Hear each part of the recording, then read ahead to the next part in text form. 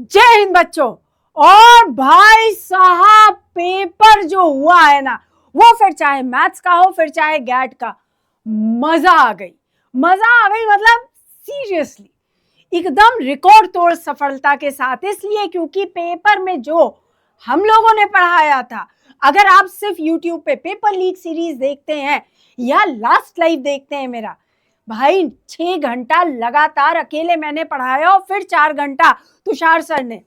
बेटा we did it. ये होता है एमजेएस का जलवा। हमने वो कर दिखाया जो लोग सिर्फ सपने में सोचते हैं। तो जल्दी से आते हैं और चलते हैं, देखते हैं अपनी क्वेश्चंस कहां से आए थे।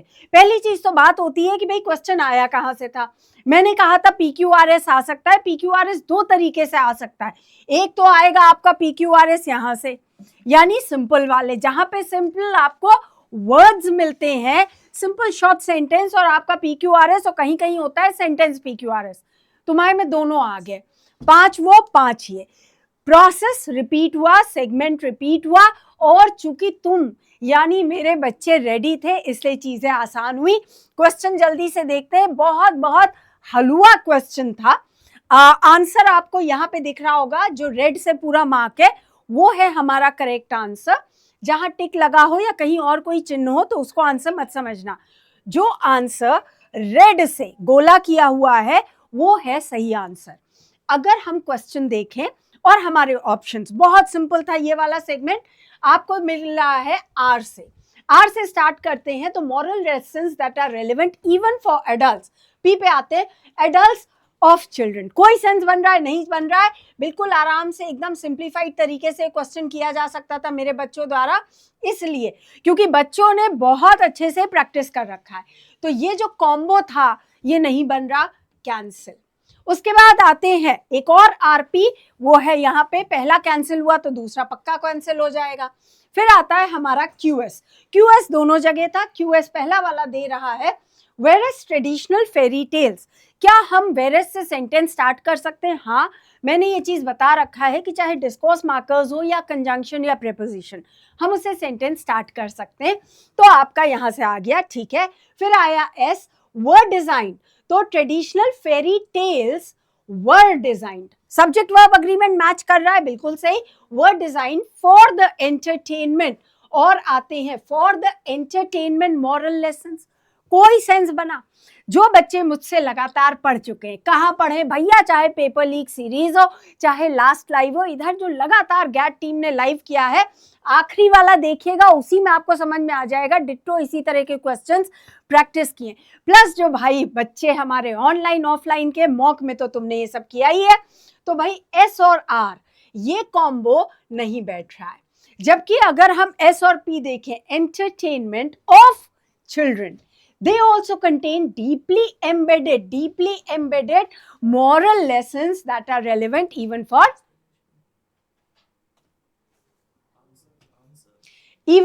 adults। और हमें मिल गया अपना आंसर, ठीक है। उसके बाद नेक्स्ट क्वेश्चन पे हम लोग आते हैं, और नेक्स्ट क्वेश्चन में अगेन हमें दिख रहा है हमारा आंसर क्यूपीएसआर। अब देखो यूपीएससी थोड़ा सा ट्रिकी तो देता है। दो क्वेश्चन, एक तो बिल्कुल क्लियर कट गया, और क्यूएस है या क्यूपी सिर्फ आपको कॉम्बो देखना था। अगर क्यूपी कॉम्बो बन रहा है तुम्हें अपना आंसर आराम से मिल जाएगा। नेक्स्ट पे हम आते हैं और हमें मिलता है नेक्स्ट क्वेश्चन, सेम यही 5 क्वेश्चंस हैं इस तरह के। क्यूएस आएगा या एसआर या एसपी आएगा। हमने चेक किया कि एसआर नहीं है, एसपी नहीं है, क्यूएस बन सकता है। क्यूएस है हमारा कॉम्बो, और हमें अपना आंसर आराम से मिल गया। तो भाई बढ़ते हैं, क्योंकि 5 क्वेश्चन, टोटल 5 क्वेश्चन दिए थे सिंपल वाले पीक्यूआरएस। अगर देखा जाए तो ये 5 क्वेश्चन तुम्हें आराम से मिल जाते। क्यों? क्योंकि भाई भाई भाई तुमने प्रैक्टिस किया है, तुमने बहुत अच्छे से प्रैक्टिस किया है, तुमने लर्न किया है, तुम्हें ये पता है कि हमें सिर्फ कॉम्बो देखना होता है। और अगर ये कॉम्बो बन रहा है तो सेंटेंस सही जा रहा है, वरना नहीं। और ये कॉम्बोज देख के यहाँ पे अगेन तुम्हारा ये आंसर आ गया। आप किसी भी आपने सेट ए किया हो, सेट बी किया हो, सेट सी किया हो, इससे कोई फर्क नहीं पड़ता। तुम्हारे सेट में PQRS जहां पर होगा ये वाला, तुम वहां पे जाके अपने आंसर्स चेक कर सकते हो, क्योंकि ये जो क्वेश्चन की सीक्वेंस है ये चेंज नहीं होती है। उसके बाद लास्ट क्वेश्चन आते हैं, फिफ्थ आता है इस वाले सेगमेंट का, which is our PQRS simple वाला, और हमें अपना आंसर फिर से इसी मेथड से मिल जाता है। क्या हमने ये मेथड अपनी पेपर लीक सीरीज में सीखा? क्या हमने ये मेथड अपने क्लासेस में किया, फिर चाहे ऑनलाइन हो ऑफलाइन में हो? क्या हमने क्वेश्चंस किए? अरे हमने इससे डिफिकल्ट क्वेश्चंस किए थे। बहुत से बच्चे जो लगातार जुड़े हुए थे उन्हें पता है इससे डिफिकल्ट क्वेश्चन किए, तो ये तो भाई साहब हलवा था बच्चों के लिए। उसके बाद आ जाते हैं भाई fill in the blanks. Simple word cases से, प्रेपोजिशनल केसेस से, कंजंक्शन केसेस से आपको मिल गए fill in the blanks.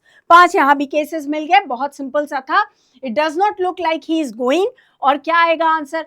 Farther होता है डिस्टेंस, तो ये तो हो नहीं सकता।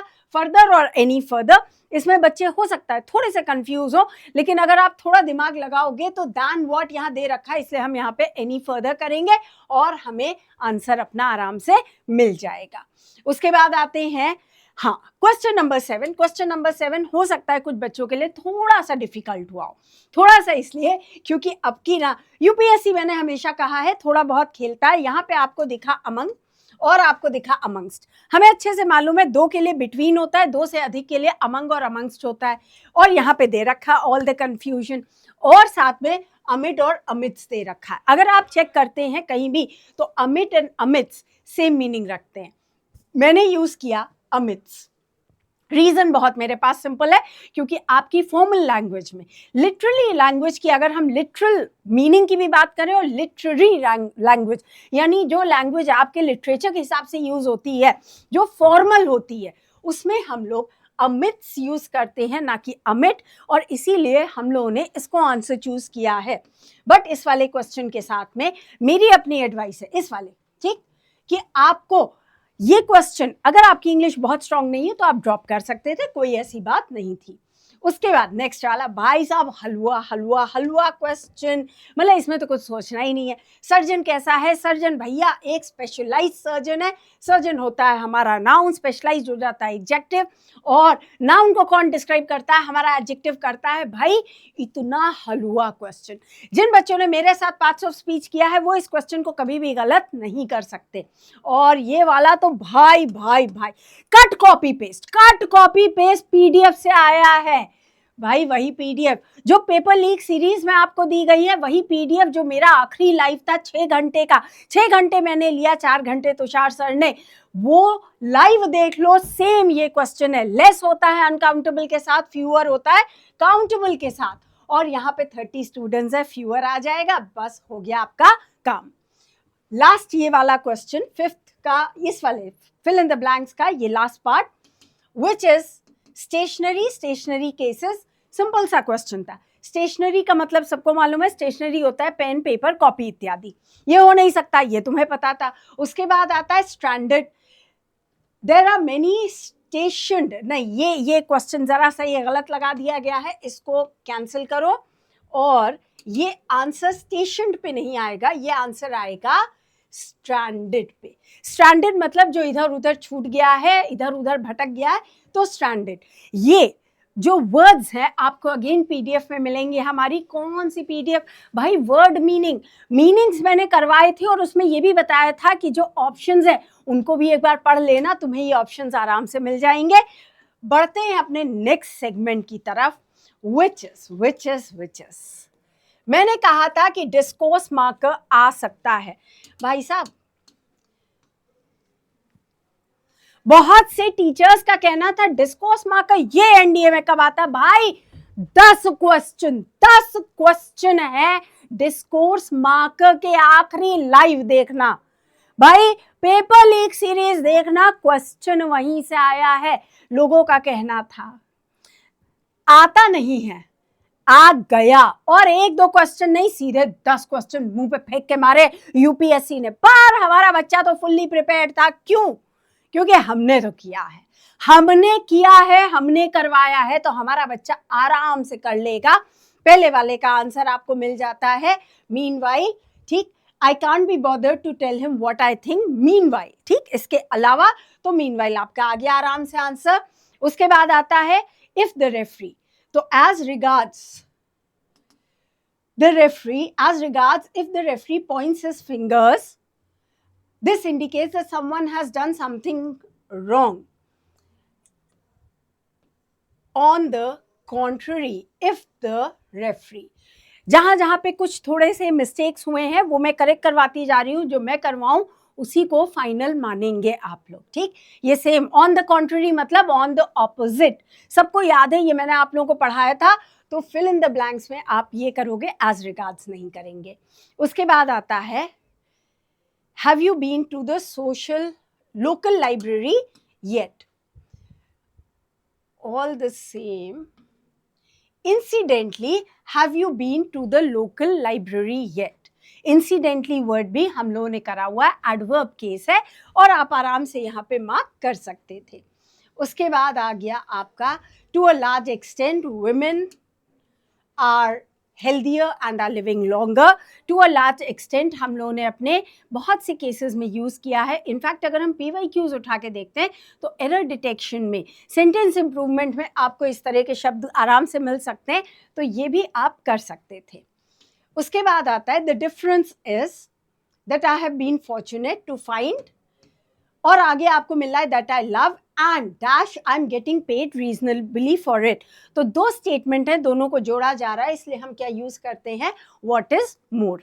अब ये वाले केस में मैं मानती हूं कि थोड़ा सा हो सकता है बच्चे को थोड़ा सा डाउट लगाओ कि मैम ब्रीफली नहीं, ब्रीफली होता है संक्षिप्त में, और ये शब्द तुम्हें अच्छे से पता है। कैसे पता है? क्योंकि भाई तुमने तुषार सर के साथ क्लासेस की है। ब्रीफ का मतलब होता है कंसाइज, प्रिसाइज, तो ये हो नहीं सकता।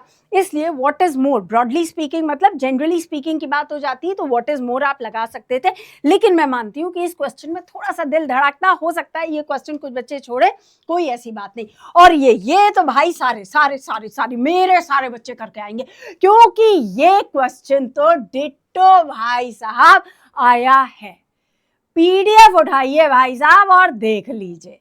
चलिए जी, हाथ कंगन को आरसी क्या और पढ़े लिखे को फारसी क्या, वही वाला केस हो गया है आज की डेट में हम लोगों के साथ में। एमजेएस को कहीं से कुछ करने की जरूरत नहीं है भाई, हमारी पीडीएफ से उठाइए, आज भी पढ़ी हुई है, ऐसा नहीं कि डिलीट हो गया है।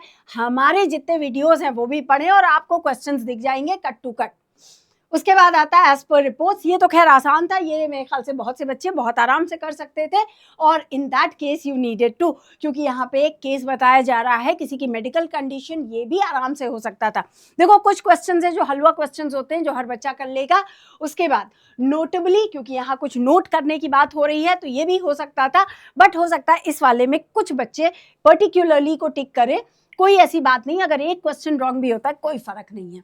Dash hence the records have been completely, ये तो बिल्कुल बिल्कुल बिल्कुल हलवा क्वेश्चन है। कंजंक्शन में हम लोगों ने सेम यही क्वेश्चन किया है, मतलब कहीं कुछ अब ढूंढना नहीं है भाई। यूपीएससी ने कहा कि जो इन लोगों ने पढ़ाया एमजेएस में लाओ वही उठाए, इनसे बेहतर पीडीएफ कौन बना सकता है, और वही क्वेश्चन उठा के छाप दिए हैं। और भाई इनफेलिसिटी, फेलिसिटी सबको पता है कि भाई कोई अच्छा प्रॉपर रिमार्क होता है, कमेंट होता है जो अच्छा वाला, उसे कहते हैं। तो यहाँ इनफेलिसिटी, और भाई तुषार सर ने फेलिसिटी पढ़ाया है। पीडीएफ अगेन हम लोग अभी ये भी दिखाएंगे कि same to same cut to cut वही क्वेश्चन आया हमारी एमजेएस की पीडीएफ में है, और ये भी आया। मेन बात ये है कि कोरोलरी का हम लोगों ने कंटेम्प्रेरी पहले ही मार्क करवा दिया था, और ये रहा हमारा आंसर। और क्वांड्री तो भाई साहब अभी जो लास्ट लाइव हुआ उसी में सर ने करवाया था क्वांड्री, और बाकायदा पूरी बहुत अच्छी खूबसूरत सी बहुत मजेदार सी पीडीएफ थी, उसमें से सेट आ गया। क्वांड्री पहले भी आया हुआ है, तो कोई परेशानी वाली बात नहीं थी। प्लस आपको प्रिजम्पशन और स्मग, प्रिजम्पशन और स्मग ये दोनों वर्ड्स जो थे ये ऑलरेडी सिनोनिम एंटोनिम में, अगर हम पीवाईक्यूज देखते हैं तो उससे रिलेटेड ही वर्ड थे, तो ये आप आराम से कर सकते थे, कोई ऐसी बात प्रॉब्लम वाली नहीं थी। ये तो पीवाईक्यूज में से ही एक क्वेश्चन आ गया है, ठीक। चलिए जी, आते हैं अपने नेक्स्ट सेगमेंट की तरफ। 25 क्वेश्चन हो गए और 25 में से भाई 25 में से ठीक 20 क्वेश्चन, 20 क्या बल्कि 21-22 क्वेश्चन, हम चलो 20 लेके चलते हैं। 25 में से 20 क्वेश्चन तो ऐसे ही तुम्हें मिल रहे हैं, फ्री में मिल गए हैं, समझो लिटरली। तुमने कुछ नहीं किया, तुमने सिर्फ हमारा लाइव देखा, तुम्हारा काम बन गया। उसके बाद आते हैं भाई इंस्टिल। भाई भाई भाई, अरे यार, मतलब same to same question PDF से कैसे आता है? ऐसे आता है। ये तरीका होता है सेम टू सेम क्वेश्चन दिखाने का। और भाई कितना कितना सेम आ सकता है? भाई सब सेम आ सकता है। कहा ना, पेपर यहां लिखा और यूपीएससी ने कहा भाई यही पेपर छाप देते हैं, इससे बेहतर पेपर कैसे बन सकता है? इंस्क्रूटेबल। अगर पीवाईक्यू आपने थोड़ा भी ध्यान से किया है तो आप आराम से कर लेंगे। मिस्टीरियस वाला केस बहुत बार आया हुआ है, अलग अलग तरीके से पूछ के। डॉजी आपको 2010 से लगातार 6 बार मिल चुका है। इसी से रिलेटेड सारे श्यूड कनिंग वाले जितने भी केसेस हैं आप आराम से कर सकते थे। उसके बाद आ जाता है इंक्लीमेंट। आया हुआ नहीं है क्वेश्चन,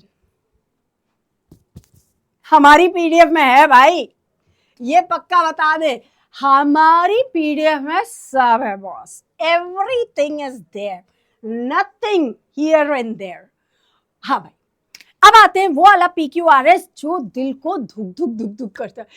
मैम S1 S6 आएगा तो क्या करेंगे? कुछ नहीं करेंगे, हम प्रैक्टिस करके जाएंगे। हम लोगों ने ये वाले भी प्रैक्टिस किए हैं और इसकी अलग से एक कंप्लीट पीडीएफ आपके पास ऐप पे पड़ी हुई है, सिर्फ प्रैक्टिस करनी थी। हम लोगों ने कराया और बाकी होमवर्क में भी मैंने क्वेश्चंस दिए थे कि सिर्फ ये पीडीएफ लगा लेना। और अब की देखा जाए ये S1 S6 कंपैरेटिवली आराम से आसान सा आया है, बहुत सिंपल सा आया है। ऑप्शंस उन्होंने बहुत पास नहीं रखे जैसे वहां के, देखो बहुत डिफरेंट ऑप्शंस है, तो आप आराम से कर सकेंगे, कोई ऐसी परेशानी की बात नहीं है। और आप एक चीज देखेंगे कि अब की जो क्वेश्चंस आए हैं ना, ये हिस्ट्री के फैक्ट्स एंड फिगर्स पे हैं और आपको ज्यादा नहीं, आपको सिर्फ क्रोनोलॉजी देखनी है, सिंपली क्रोनोलॉजी देखनी, और आप अपने क्वेश्चंस को आराम से सेट कर सकते हैं। उसके बाद क्वेश्चन ये देखो, विजयनगर अंपायर। भाई सैफ सर अभी मुझसे पूछ रहे थे, मैम ये इंग्लिश वाले में हिस्ट्री आ गया। मैंने कहा नहीं, हिस्ट्री पूछा है। भाई हमारे सैफ सर इतनी अच्छी हिस्ट्री पढ़ाते हैं, अगर आप सिर्फ वहां से पढ़े हो, ये वाले 3 क्वेश्चन तो भाई ऐसे ही हो जाते हैं अगर तुम सिर्फ हिस्ट्री भी पढ़ चुके हो, और नहीं पढ़ा है तो भी तुम आराम से यहाँ से कर लेते, क्योंकि और कहीं ये आ गया इकोनॉमिक्स बेस्ड वाला, इसमें क्रोनोलॉजी से नहीं, थोड़ा लॉजिक। कोई बच्चे हो सकता है इसको छोड़े, कोई ऐसी बात नहीं है, ठीक। 3 आप कर लेते, ये छोड़ सकते थे। और लास्ट केस है, ये वाला सिंपल था, ठीक, एक सिंपल सोशल उस पे था, वो इकोनॉमिकल, ये सोशल वाला। इसको ऑप्शंस देखेंगे तो आप आराम से कर ले जाएंगे, कोई ऐसी परेशानी नहीं है। और भाई और डायरेक्ट इनडायरेक्ट, आहा आहा आहा। तो भाई कई बच्चों को लगा था पिछली बार जब डायरेक्ट इनडायरेक्ट आया, अब की क्या होगा? हमने कहा भैया आएगा। फिर मैंने अपने लास्ट लाइव में एक्टिव पैसिव भी करा दिया। यूपीएससी ने कहा देखो इस औरत ने कराया, लाओ इनको दे दें, तो डायरेक्ट इनडायरेक्ट के साथ अब की एक्टिव पैसिव भी आ गया।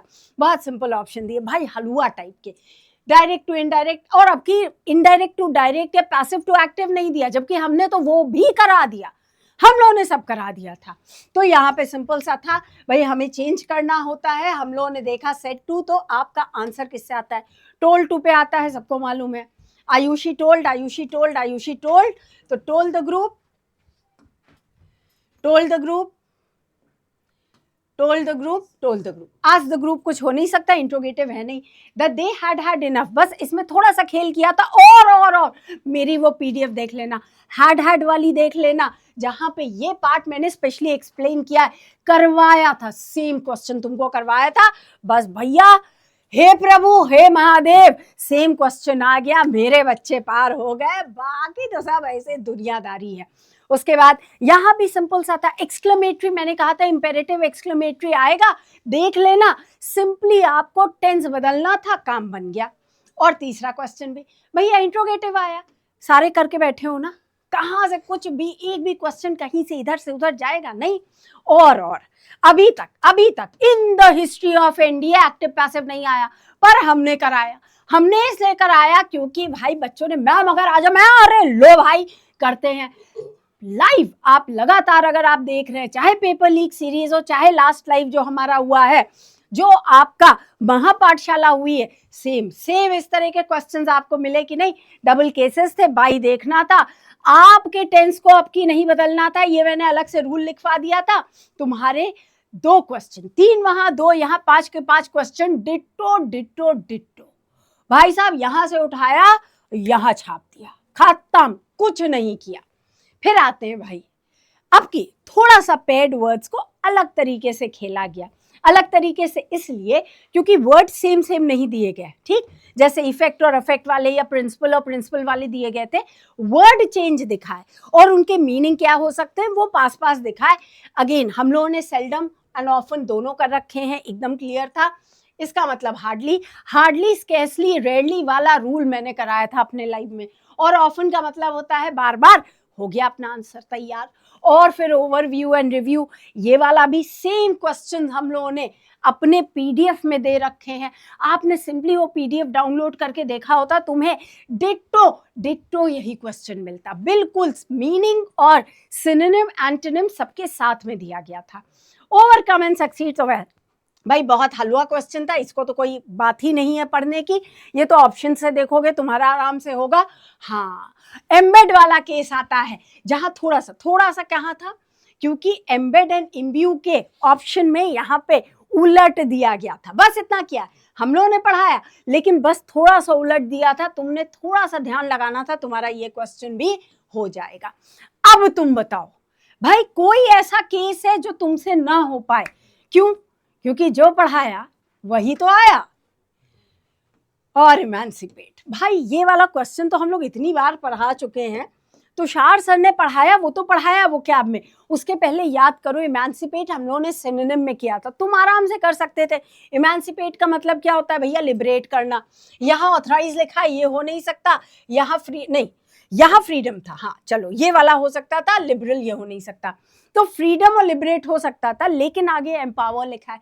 एम्पावर मतलब किसी को वो अथॉरिटी देना, इनकाउंटर तो होता नहीं, ये भी हम लोगों ने पढ़ा है। मिल गया हमें अपना आंसर। सोचो सोचो भाई, तुम्हारे क्वेश्चन पर क्वेश्चन होते जा रहे हैं। और फिर आते हैं हम अपने पैसेज पे। हाँ, पैसेज कुछ बच्चे जो स्पेशली हिंदी मीडियम के हैं उनको टाइम लगता है पढ़ने का, बट मुझे पक्का मालूम है कि भाई इतने क्वेश्चंस तुम्हारे आराम से हो गए, तो पैसेज पढ़ने का पूरा टाइम है। पैसेज में सिंपल सा था, आपको क्वेश्चन पहले पढ़ने थे, क्वेश्चन पढ़ के फिर आप पैसेज पढ़ेंगे तो आपके लिए चीजें आराम से हो जाएंगी। तो जब आप पैसेज पढ़ोगे आपको, और द गुड पार्ट इज कि डायरेक्ट क्वेश्चन पूछे गए हैं पैसेज से। कौन से क्वेश्चंस आराम से हो सकते थे? वाई, मैंने कहा था वाई वाले क्वेश्चन कर लेना था। Why do 20th century advances not seem sustainable, और तुम्हें अपना आंसर डायरेक्ट तीसरे पे मिल जाएगा। What, why, when, where, what, ये कर सकते थे आराम से। पॉपुलेशन ग्रोथ, डायरेक्ट आंसर आ गया, what भी तुम्हें मिल गया। उसके बाद नेक्स्ट क्वेश्चन था, which one of the following is not true? not true मतलब फॉल्स। आराम से दिमाग में फॉल्स, ग्लोबल पॉपुलेशन लिखा है, एक्सेस यूज ऑफ केमिकल वहां पे लिखा है, तो ये ट्रू है। उसके बाद आया डेजर्टिफिकेशन, ये लिखा हुआ है। क्या बचा? वर्ल्ड वॉर टू का इकोलॉजिकल से सिस्टम से कुछ भी नहीं दिया गया था, हो गया आंसर। हाँ, कौन सा छोड़ना था? एक क्वेश्चन तुम्हें छोड़ना था भाई, मैंने हमेशा से कहा उसे छोड़ देना, और वो था 49th क्वेश्चन, नहीं करना था। Author point of view, conclusion और according to the author you should not do. मैंने पहले ही कहा था, किसी ने किया अगर ये आंसर लगाया अच्छी बात है, वरना ये क्वेश्चन ड्रॉप कर सकते थे, कोई ऐसा प्रॉब्लम नहीं था। और उसके बाद आता है इंकर्जन विच मीन्स इन्वेजन। अगर आया अच्छी बात है, नहीं आया तो भाई 50 क्वेश्चन में से 40 क्वेश्चन तो कट कॉपी पेस्ट मिला है इंग्लिश में, और क्या चाहिए भाई साहब? 150 से 180 मार्क्स, 160 मार्क्स हलवा बट रहे थे। पेपर तो बेटा जहां से हमने पढ़ाया वहीं से आया। We finally did it। और अब आगे बढ़ते हैं अपने साइंस के पार्ट पे। Yes ma'am, we finally did it. और हमने जो पढ़ाया वही आया। और नहीं इसको ऐसे लगाएंगे नहीं, ठीक है, जो पढ़ाया हमने वही आया। भैया आ जाइए, देखो ये हम दो भाई ठीक, और हमारी जोड़ी जो है वो इस बार भी चमकदार तरीके से चमक रही है बिल्कुल, और बहुत ही बेहतरीन तरीके से जो पढ़ाया हमने वही आया। तो बहुत ज्यादा टाइम ना लेते हुए यार हम लोग एक बार दिखा दे कौन कौन से क्वेश्चन हम लोगों ने पढ़ाए हैं और कौन कौन से क्वेश्चन आए हैं। एक बार जय हिंद जय महाकाल प्यारे बच्चों, मेरे तरफ से भी कि अब कुछ कहने की जरूरत है ही नहीं, क्योंकि आपने पेपर देख ही लिया होगा। पहले आंसर जान लो, पूरा प्रॉपर सोल्यूशन भी मिलेगा। बिल्कुल बिल्कुल बिल्कुल, देखिए आंसर हम लोग बताते जाएंगे यहाँ पे, आप लोग आराम से इसको लगाते जाइएगा। ठीक है, देखो पहला क्वेश्चन तुमको मिल रहा है यहाँ पर बायो और केमिस्ट्री से, तो हम कहाँ जाते हैं भाई। सबसे पहला क्वेश्चन तुम्हारा आ रहा है यहाँ पे, ये देखो आ गया। कौन सा आ गया भैया? 61 नंबर वाला क्वेश्चन आ गया। अगर तुमको याद हो लास्ट वाली पीडीएफ में जब 12 घंटे की क्लास चल रही थी मालिक, 12 घंटे की क्लास बहुत ही खतरनाक थी हम लोगों की, उससे डायरेक्ट क्वेश्चन आ गया मेरे भाई यहाँ पे कि ओरिजिन ऑफ स्पीशीज किसने लिखा है? तो मेरे भाई चार्ल्स डार्विन ने लिखा है ना। फिर से आते हैं देखो नेक्स्ट क्वेश्चन पे। नेक्स्ट क्वेश्चन पे आओगे यहां पर तो क्या बोला गया तुमसे? बोला गया है भाई 63 नंबर वाला question, the optimum pH at which the enzyme pepsin and trypsin, pepsin पेट में पाया जाता है, HCl का पीएच हो गया 2 के लगभग, और ट्रिप्सिन पाया जाता है पैनक्रियाज में, पैनक्रियाटिक जूस भैया होता है एल्कलाइन, तो हो गया 7.9। आंसर क्या हो गया? ए वाला हो गया, है ना। तो यार 2 पढ़ाया है वही आया है, बार बार वही चीज बता रहे हैं तुमको, क्योंकि जो हम पढ़ाते हैं वही आता है, और हम ही क्या, हमारे पूरे एमजीएस में जो पढ़ाया जाता है वही एग्जाम में आता है। चलो भाई नेक्स्ट की बात करते हैं हम लोग। क्या बोला गया है? देखो बहुत ही खतरनाक क्वेश्चन है। The amount of air breathe in and out during a normal respiration by human lungs is referred to as, बेटा क्या बोला जाता है? इसको बोला जाता है, इसको हम टाइडल वॉल्यूम बोलते हैं। क्या बोलते हैं बेटा? इसको हम टाइडल वॉल्यूम बोलते हैं। तो आंसर क्या हो जाएगा? बी वाला हो जाएगा। अब आ जाते हैं फिर से हम 65 नंबर वाले क्वेश्चन पे। भाई सिंपल सा क्वेश्चन बोला गया है, आर्टरीज और वेन्स के लिए क्या सही नहीं है?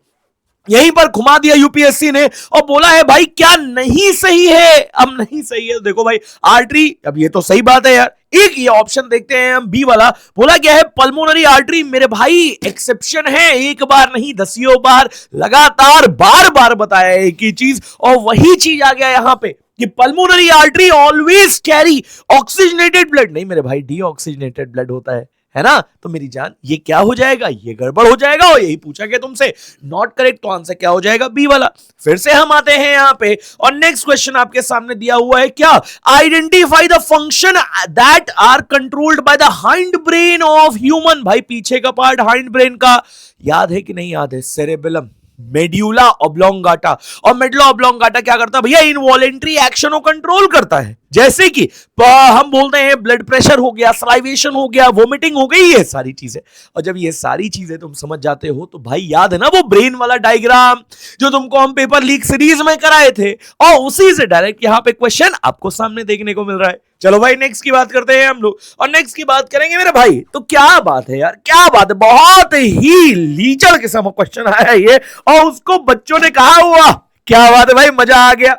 और बोला गया है क्या? Iodised salt is a vital part of diet as it is essential for the synthesis of. अब तुमने देखा आयोडाइज सॉल्ट, तुमने कहा भैया ने बताया हुआ था आयोडाइज सॉल्ट मतलब थायरोक्सिन हार्मोन, और थायरोक्सिन हार्मोन क्या कर दिया? सीधे लगा दिया आंसर। तो आंसर क्या हो गया? बी वाला। और फिर से हम आएंगे भैया, जब मेंस्ट्रुअल साइकिल की बात होती है मतलब फीमेल में बात हो रही है, और फीमेल में बात होगी यहां पर तो भैया सेबेशियस ग्लैंड। अरे यार menstrual cycle, sebaceous gland, lacrimal gland, कोई मतलब ही नहीं है। और सेम ऐसे आते हो यहाँ पे प्रोस्टेट ग्लैंड, तो भाई मेल में तो ये वाला आंसर भी नहीं होगा। आंसर क्या होगा? ओवरी और पिट्यूटरी ग्लैंड। पिट्यूटरी ग्लैंड से निकलने वाला FSH मतलब फॉलिकल स्टिमुलेटिंग हार्मोन, और ओवरी से निकलने वाला एस्ट्रोजन। समझ में आ रही बात? अब देख रहे हो कितनी खुशी भाई, यहां पर जितनी खुशी हो रही है ना, तुमने पेपर देखा होगा और पेपर देखते टाइम तुम्हारे दिमाग में एक चीज आया होगा, यार वी आर ब्लेस्ड, ठीक, कि हमने ये सारी चीजें कर ली थी पहले, और जो सारी चीजें की थी वही चीजें आ रही है यहां पर एग्जाम में। तो जो बताया था डंके की चोट पे बोल रहे हैं कि वही चीज आई है। ठीक है भाई, चलो नेक्स्ट की बात करते हैं, और नेक्स्ट की बात करेंगे हम तो हम क्या बोलेंगे? अरे यार अब भाई ये क्वेश्चन में क्या बताऊं इसमें, तुमको पता है यहां पर आर्मी खेल रहे थे हम लोग, और आर्मी खेल रहे थे तो हम क्या बोल रहे थे कि अगर कोई एंटीजन बॉडी में आता है तो उसके अगेंस्ट में एंटीबॉडीज बनाने का काम कौन करता है? तो मेरे भाई एंटीबॉडीज बनाने का काम कौन करेगा? बोला गया है यहां पे type secret large number of antibodies during a immune response of the body. तो मेरे भाई लार्ज अमाउंट में कौन करेगा? वो करती हैं आपकी लिम्फोसाइट। तो आंसर क्या हो जाएगा? सी वाला लिम्फोसाइट। देन हम बात करते हैं यहाँ पे, अरे यार अब ये वाला क्वेश्चन तुमको पता है यार, एक बार नहीं दसियों बार बताया है और दसियों बार बच्चे ऐसे सर पकड़ लेते हैं कि भैया अब हमको ये समझ में आ गया, अब ये ना बताइए आप। क्यों बताता हूं? क्योंकि वो बार बार रिपीट हो रहा है मेरी जान। तो हम क्या बोलेंगे यहाँ पे कि भाई किसमें खुद का डीएनए और राइबोसोम पाया जाएगा? तो माइटोकॉन्ड्रिया में और क्लोरोप्लास्ट में। समझ में आ गई बात? सीधे आंसर दिया यहाँ पर, बी वाला आंसर। चलो भाई नेक्स्ट की बात करते हैं हम लोग, और नेक्स्ट की बात करेंगे हम तो हम क्या देखेंगे भैया यहाँ पर, ये देखो ये हो गया, ये वाले क्वेश्चन हमारे नहीं है पे, और ये वाले क्वेश्चन के बाद आप आ जाएंगे बेटा यहाँ पर आ जाते हैं हम लोग। रुक जाओ भाई मिनट, देखो बढ़िया बढ़िया तुमको हम बताते हैं यार अभी कौन कौन से क्वेश्चन आए हुए हैं यहाँ पर। आप देखेंगे 91 वाला था, अरे बाप रे बाप। रुक जाओ भाई, देखो आ जाते हैं सीधे हम लोग 91 पे, और 91 पे आएंगे हम लोग तो ये आ गया भाई, देखो 91 पे आ गए भैया 91 पे। ये देखो अब ये क्वेश्चन क्या बोला गया है यहाँ पे, 91 वाला क्वेश्चन। आहा यार इतना भाई, इतना सिंपल क्वेश्चन कैसे दे सकता है यूपीएससी? अच्छा यूपीएससी को पता नहीं है कि हम इसको पढ़ा चुके हैं पहले, पेपर लीक सीरीज की पहली क्लास उसी में पढ़ाया था। क्या कि अगर रिएक्शन होती है, पास किया जाता है कार्बन डाइऑक्साइड को लाइम वाटर, बच्चे बोलते हैं लाइम वाटर टर्न्स मिल्की, भैया लाइम वाटर टर्न्स मिल्की। और मिल्की कैसे होगा? लाइम वाटर में कार्बन डाइऑक्साइड पास करो, लाइम वाटर टर्न्स मिल्की। समझे बात? तो क्या हो जाएगा? CaCO3। नेक्स्ट की बात करते हैं हम लोग, तो भाई क्या दिया हुआ है यहाँ पे, बोला गया है यहाँ पे विच one of the following statement is not correct, कौन सा इसमें करेक्ट नहीं है?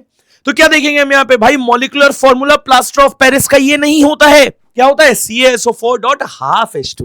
तो मेरे भाई हाफ नहीं लगाया गया है, 2 लगा दिया गया है, इसीलिए गड़बड़ हो गया है। ये किसका है? ये जिप्सम का है।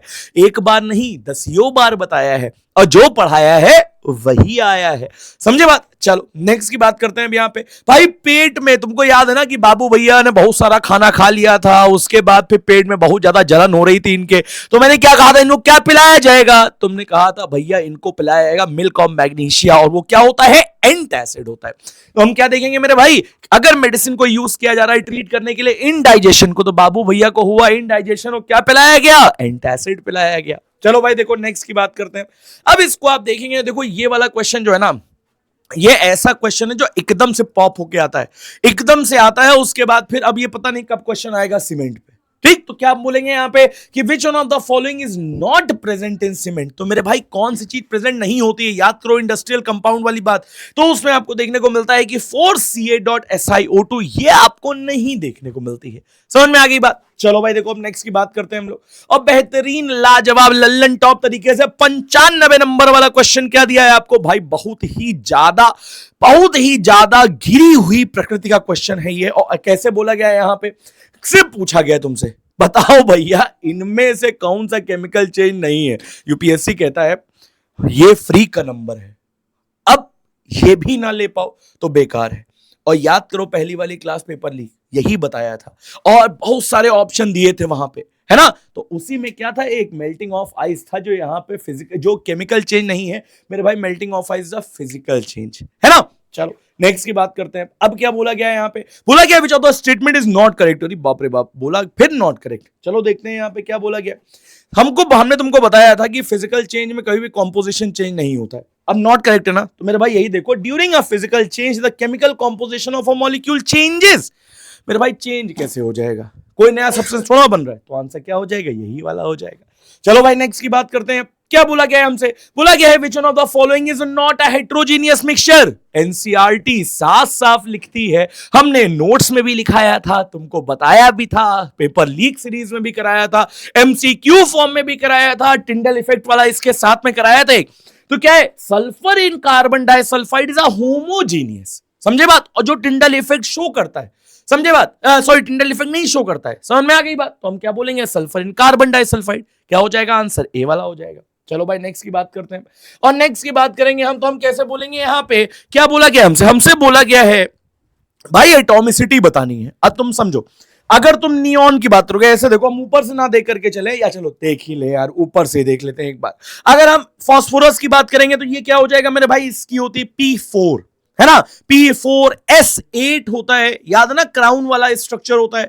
तो हम क्या बोलते हैं यहाँ पे, सल्फर क्या हो गया मेरे भाई, सल्फर हो गया। यहां पर तुम देखोगे तो ये हो गया तुम्हारा ये 3 वाला, तो डी का क्या हो गया भैया, 3 वाला हो गया। यहां पर ए का क्या हो गया, 4 वाला हो गया। उसके बाद नियॉन, मेरे भाई तुमको पता है नियॉन जो है वो रिएक्ट नहीं करता है, तो क्या हो जाएगा, इसका एटॉमिसिटी हो जाएगी 1। तो हम क्या बोलेंगे यहाँ पे, सी का हो गया 1।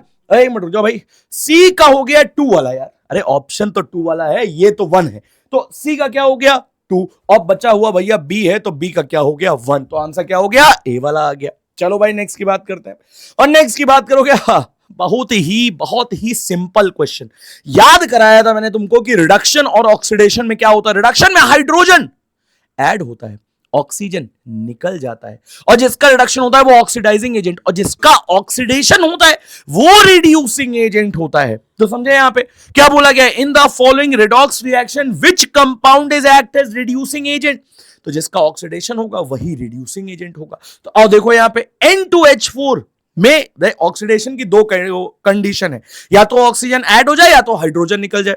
तो हाइड्रोजन निकला ना मेरे भाई, ये देखो यहां पे N2 में चेंज हो गया ये, तो हाइड्रोजन जब निकल रहा है, जब हाइड्रोजन निकल रहा है तो भैया ये हो गया ऑक्सीडेशन और यही होगा रिड्यूसिंग एजेंट, तो N2H4 आ गया। समझे बात? चलो नेक्स्ट की बात करते हैं भाई, ये तो बहुत ही सिंपल सा यार। अगर तुम बोलोगे फ्रेश वाटर का प्योरेस्ट सोर्स ऑफ वाटर क्या है, तो मेरे भाई सिंपल सा होता है रेन वाटर प्योरेस्ट सोर्स होता है, और आपको देखने को मिलेगा कोई भी चीज उसमें मिली नहीं होती है। समझ में आ गई बात? तो ये हो गए भैया यहां तक, और अब आ जाते हैं किस पे, अब आ जाते हैं भाई फिर से यहां पर 101 नंबर वाला क्वेश्चन दिया है। क्या बताया मैंने तुमको, याद करो, ये मैंने तुमको तब बताया था जब मैं तुमको सोप पढ़ा रहा था, और सोप मैंने क्या बताया था कि ये जो आपका हार्ड वाटर होता है, हार्ड वाटर में क्या प्रेजेंट होता है भाई, इंप्योरिटीज प्रेजेंट होती हैं कैल्शियम मैग्नीशियम बाइकार्बोनेट की, है ना। तो यहां पर बाइकार्बोनेट ऑफ क्या हो जाएगा, मैग्नीशियम, क्योंकि तुमसे पूछा गया है responsible for temporary hardness of water, तो 101 का आंसर क्या हो जाएगा, सी वाला हो जाएगा। नेक्स्ट की बात करते हैं भाई, इतना सिंपल क्वेश्चन, क्या चीज तुमने यहां पर देखा Na2SO4 और BaCl2 BaSO4 बन रहा भैया व्हाइट कलर का प्रेसिपिटेट, और ये क्या हो जाएगा, डबल डिस्प्लेसमेंट रिएक्शन, बिल्कुल सही बात है। अगर CaOH2O देखोगे यहां पर, तो ये क्या हो रहा है, ये दोनों मिल करके एक नया प्रोडक्ट बना रहे, तो ये क्या हो जाएगा, कॉम्बिनेशन रिएक्शन। और सेम ऐसे ही देखते हुए मेरे भाई आंसर क्या हो जाएगा, सी वाला हो जाएगा, 3 4 1 और 2। मिला लेना सारी चीजें, गड़बड़ मत करना कोई भी चीज, नहीं तो मामला बड़ा गड़बड़ा जाएगा फिर। चलो नेक्स्ट की बात करते हैं, और भैया नेक्स्ट की बात करेंगे हम, तो हम कैसे देख रहे हैं यहां पे भाई, फिर से बहुत ही ऐसा क्वेश्चन जो लगातार हमने तुमको पढ़ाया, बार बार पढ़ाया, वही चीज आया यहां पे।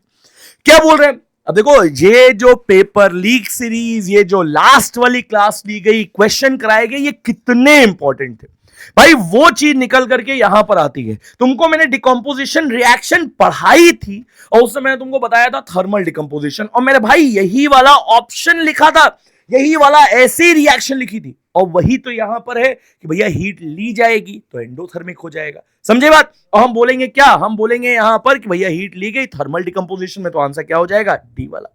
चलो नेक्स्ट की बात करते हैं, वाटर गैस। मेरे भाई वाटर गैस CO+H2 होती है, फैक्ट बेस्ड क्वेश्चन है, बहुत बार बताया हुआ है, एक बार नहीं 10 बार बताया हुआ है। तो क्या हो जाएगा, ये हो जाएगा वाटर गैस CO+H2। नेक्स्ट की बात करते हैं, क्या बोला गया हमसे बोला गया which of the following is not correct. मेरे भाई हमने कोई ऑप्शन देखे हमने, और देखने के बाद हमने कहा भैया डायमंड जो होता है वो गुड कंडक्टर ऑफ इलेक्ट्रिसिटी नहीं होता है, ग्रेफाइट होता है। डिफरेंस में बताया था, याद है कि नहीं याद है? तो हम क्या बोलेंगे मेरे भाई, आंसर क्या हो जाएगा, सी वाला हो जाएगा। अब आओ देखते हैं यहाँ पे नेक्स्ट की बात करते हैं हम लोग, और नेक्स्ट की बात करेंगे तो भाई थोड़ा सा आगे बढ़ना पड़ेगा। नहीं अभी भैया बायोलॉजी बाकी, अभी बायोलॉजी बाकी है। अरे रुक जाइए भाई एक मिनट, देखो यहां पर बेटा इसके बाद आप देखेंगे, एक मिनट रुक जाइएगा, अच्छा एक मिनट रुको भाई, 60 के अप्रोक्सीमेटली में 61 कराया पहले 62 वो करा दिया है, बायोलॉजी पहले हुआ, केमिस्ट्री अच्छा ओके साथ जा रहा था मैं, ओके। अरे भाई तो भाई देखो बायो और केमिस्ट्री के सारे क्वेश्चन आ जाइए, बायो और केमिस्ट्री के सारे क्वेश्चन भाई देखो आज दिल से मैं खुश हूं, इसलिए क्योंकि जो पढ़ाया है वही आया है। और जब ऐसे क्वेश्चन आते हैं ना, और हमको तो पता है यार कि हम जो पढ़ा रहे हैं वो आ रहा है, जब बच्चे ये चीज बोलते हैं कि भैया जो आपने पढ़ाया ना वही चीज आ रहा है, बच्चे एकेडमी आए, मिले मैसेजेस लगातार, फोन कॉल कि भैया जो आप पढ़ा रहे हैं वही आ रहा है, तो यार दिल से अच्छा लगता है ना। तो एक बार कमेंट में लिख जरूर देना, दिल में MJS। चलो भाई, तो इसी के साथ में भैया फिजिक्स को हैंड ओवर करते हैं और बेहतरीन तरीके से अब फिजिक्स की बात। एक बार फिर से स्वागत करते हैं। जय हिंद जय माता। प्यारे बच्चों, ज्यादा समय नहीं लगेगा सॉल्यूशन देने में, क्योंकि 25 में से 24 थियरी के क्वेश्चन आए, एक न्यूमेरिकल आया, वो भी P बराबर 1/f पे बेस्ड क्वेश्चन है। मुझे कुछ कहने की जरूरत नहीं है, क्योंकि 25 में से 24 क्वेश्चन अपने ही वीडियो से आए हुए हैं, जो पेपर लीक सीरीज से नोट से हैं ही। एक क्वेश्चन ऐसा है जो बाहर से आ गया, इस बार नया वो क्वेश्चन है, लेकिन अगर आपने केमिस्ट्री पढ़ा होगा तो वो भी कर लिया होगा, कोई दिक्कत वाली बात नहीं। हाल फिलहाल के लिए कुछ कहने की जरूरत नहीं है, कुछ करने की जरूरत नहीं, बस खाली आंसर देख लो, क्योंकि टिक ही तो लगाना है प्यारे बच्चों। और मेरा आता है क्वेश्चन, शुरू होता है क्वेश्चन नंबर 126 से लेके 150 तक। कसम से, मतलब एनडीए के इतिहास में आज तक फिजिक्स का आप लोग देखे ही होंगे, मुझे कुछ कहने की जरूरत ही नहीं है। आज तक की हिस्ट्री में आज तक एनडीए फिजिक्स इतना ज्यादा आसान कभी नहीं आया हुआ था। एनडीए 1 अभी 2025 का जब आया था, तो वो भी प्यारे बच्चों बहुत सिंपल था यार, कसम से। बट कहीं ना कहीं लोगों बच्चों के दिमाग में ये था कि गुरुजी ऐसा ना हो कि 2023 और 2024 में जैसे एनडीए 1 एनडीए 2 था वैसा क्वेश्चन ना आ जाए। बट एक भी क्वेश्चन ऐसा नहीं है जिसके लिए मुझे ऐसा लगता है कि आपको सोचने की जरूरत थी। एकदम सिंपल क्वेश्चंस, एकदम सिंपल क्वेश्चंस आए हुए हैं। अब आप देख लीजिए, ये पहला क्वेश्चन है जो कि आया हुआ है पावर ऑफ लेंस से। P बराबर 1/f होता है। कॉनकेव है तो जाहिर सी बात आपको पता होगा कि नेगेटिव होता है, फोकल लेंथ ही नेगेटिव होता है। 1/मीटर में पहले दिया 1/0.5 करोगे तो -2 डायोप्टर हो जाएगा। डी वाला ऑप्शन आपका सही हो जाएगा। उसके बाद प्यारे बच्चों आता है क्वेश्चन नंबर 127। देखो क्या कह रहा है कि भैया अगर कोई करंट कैरिंग वायर है और एक्सटर्नल मैग्नेटिक फील्ड में रख दिया गया है, तो बताओ फोर्स का डायरेक्शन कैसे निकालते हैं। मैंने आपको दो बातें बताई थी, एक तो राइट हैंड थंब रूल से हम निकाल सकते हैं, लेकिन ये हम लोग केवल निकालते हैं, ऐसा कोई नियम नहीं है फोर्स निकालने का, बट शॉर्टकट में हम निकाल लेते हैं। बट जो नियम है वो है फ्लेमिंग्स लेफ्ट हैंड रूल, जो कि आप लोग जानते ही हैं, और दोनों मैंने पढ़ा रखा था। मैग्नेट का जो पेपर लीक सीरीज है उसमें खूब अच्छे से बता रखा है, ठीक है। उसके बाद क्वेश्चन नंबर 128। इसमें 1 पारसेक में जो है, अब देखो कह रहा है 1 पारसेक में कितने एस्ट्रोनॉमिकल यूनिट होता है। ये बिल्कुल ऐसे हो गया कि 1 मीटर में भैया कितने सेंटीमीटर होते हैं, 1 मीटर में कितने इंच होते हैं, ऐसे करके। तो हम क्या करेंगे, 1 पारसेक में होता कितना है, होता है 3.08 इंटू 10⁻16 मीटर।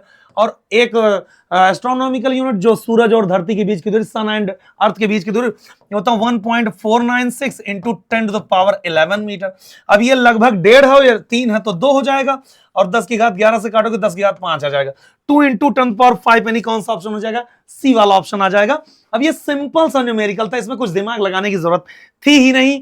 ये सब कुछ आपको पढ़ा रखा है। अभी जब यूनिट एंड डायमेंशन पढ़ाया था तो मैंने ये सब बताया था। हाँ, ये क्वेश्चन नहीं, बट आपको अगर भाई किसी ने कहा कि बताइए 24 केले हैं कितने दर्जन है, तो 12 से ही तो डिवाइड करोगे यार, बस आप समझो कैसा क्वेश्चन है। क्वेश्चन नंबर 129 देख लो। कह रहा which one of the following statement for second law of motion is not correct. देखो ध्यान रखना, यहां पे कह रहा है इज नॉट करेक्ट, गलती नहीं करनी है। चारों ऑप्शन इधर आपको देखने को मिलेंगे, फटाफट देखेंगे, कुछ करने की जरूरत नहीं। क्या कह रहा, पहला कह रहा कि the total force of a body is proportional to the body's acceleration. देखो F बराबर ma होता है और F बराबर होता है delta P upon delta T। Rate of change of momentum is equal to external force, तो ये भी है। कह रहा the net force of body is the in the same direction of acceleration. बिल्कुल, फोर्स बराबर मास इनटू एक्सेलरेशन। एक्सेलरेशन और force दोनों का डायरेक्शन एक ही होता है, और ये न्यूटन सेकंड लॉ में बताया भी जाता है।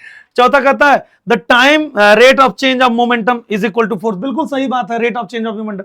यही लास्ट वाला जो कह रहा है is proportional to that body's momentum. Momentum के डायरेक्टली प्रोपोर्शनल नहीं होता है, rate of change of momentum के बराबर होता है। तो डी वाला ऑप्शन गलत हो गया। वही पूछा था कि कौन सा गलत है, तो डी वाला ऑप्शन सही हो गया। क्वेश्चन नंबर 130 में क्या करा, हमने आपको ये टेम्परेचर स्केल पढ़ा था और मैंने बोला था चाहे कुछ भी हो जाए 1 से 2 क्वेश्चन टेम्परेचर स्केल से आता ही आता है, ठीक है।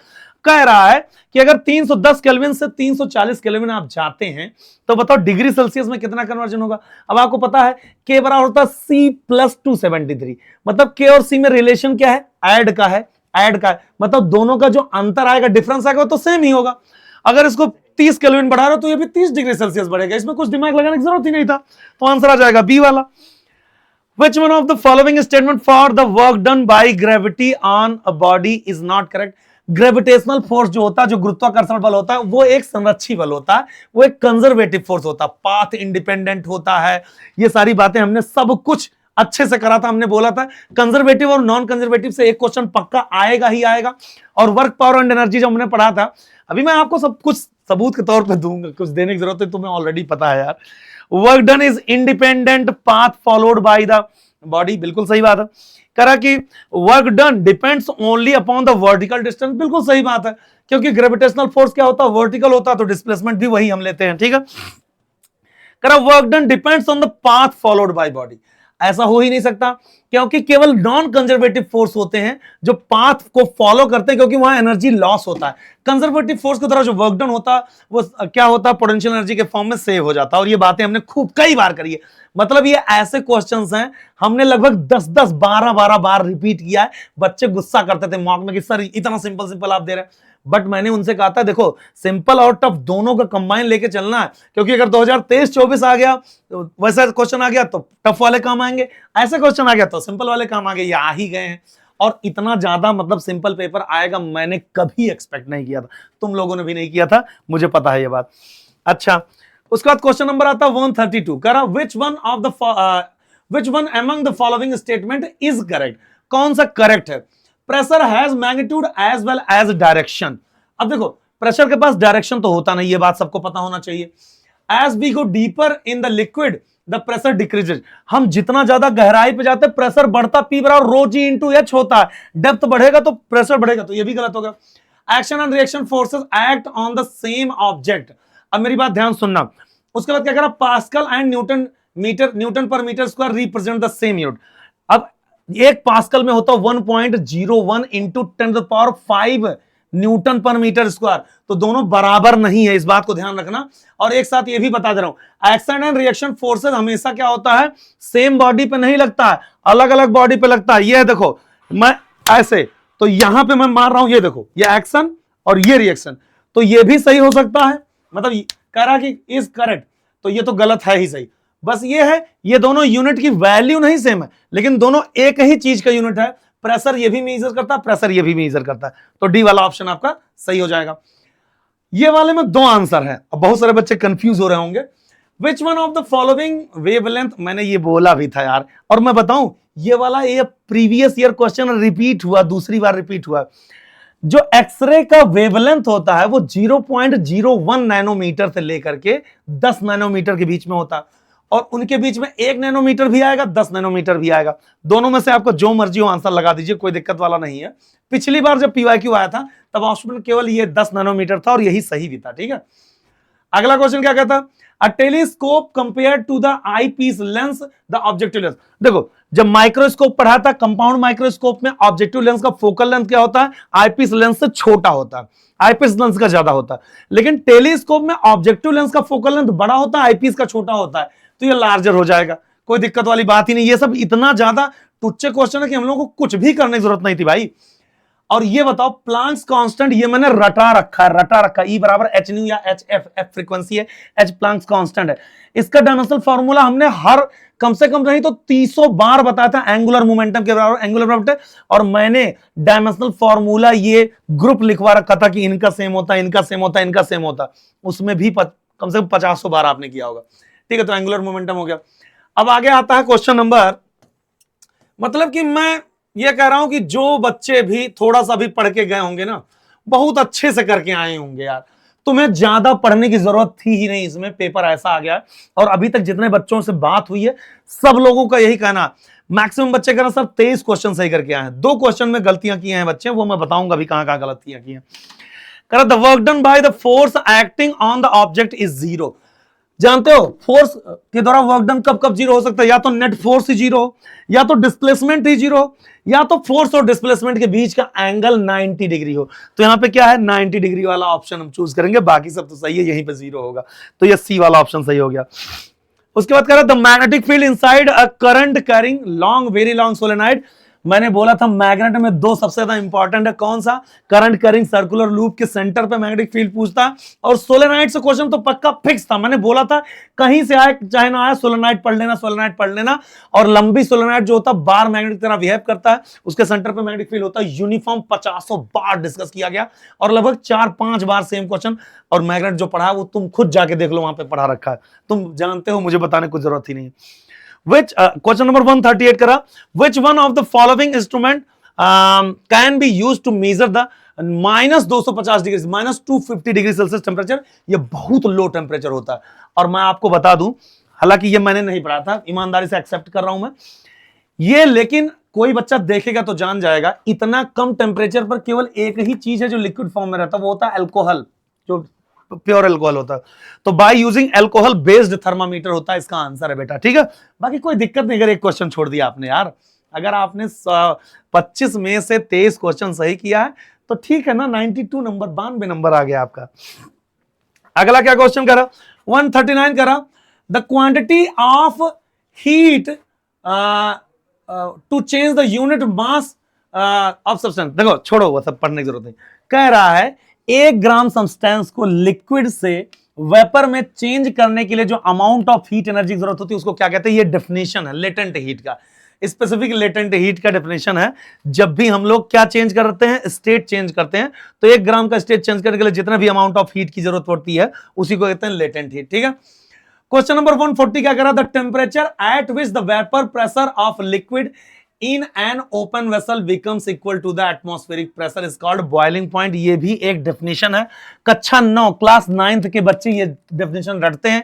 ये आपको प्रशांत सर ने केमिस्ट्री में भी पढ़ा रखा है, तो इसमें कुछ कहने की जरूरत नहीं है। बताओ, शर्मिंदा हूं मैं खुद ऐसे क्वेश्चन को पढ़ा करके। क्वेश्चन नंबर 141 क्या कहता है, विच one of the following statement about surface tension is correct. अब देखो, सरफेस टेंशन हमने जो पढ़ा था, हमने कहा था सरफेस टेंशन, इलास्टिसिटी और विस्कोसिटी, तीनों की बात बताता हूं एक साथ। टेम्परेचर बढ़ाने पे तीनों की वैल्यू घटती है, viscosity, surface tension, elasticity. Viscosity, surface tension, तीनों की वैल्यू घटती है जब टेम्परेचर बढ़ता है।